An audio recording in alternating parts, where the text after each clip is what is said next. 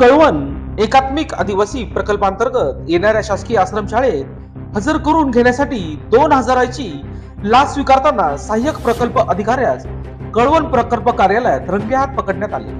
याबाबत सविस्तर वृत्त असे तक्रारदार यास प्रकल्प अधिकारी कळवण यांच्या आदेशाने आश्रमशाळेवरती हजर करून न घेतल्याने तक्रारदार हे सहाय्यक प्रकल्प अधिकारी बन्सीलाल महादू पाटील यांना भेटण्यासाठी गेले असता पाटील यांनी तक्रारदार यांना मुख्याध्यापक यांना हजर करून घ्या असे सांगून मदत करण्याचे सांगण्याचे मोबदल्यात 5000 रुपये लाचेची मागणी दिनांक 1 फेब्रुवारी रोजी केली होती।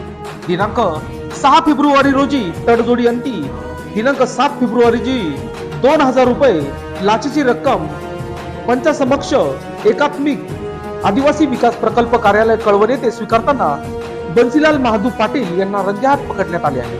त्यांच्या विरोधात लाचलुचपत प्रतिबंधक कायद्यानुसार गुन्हा दाखल करण्यात आला आहे।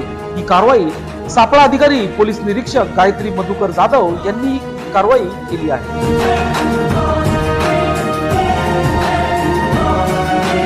लोकशास्त्र न्यूज साठी बंटी आढाव, कळवण।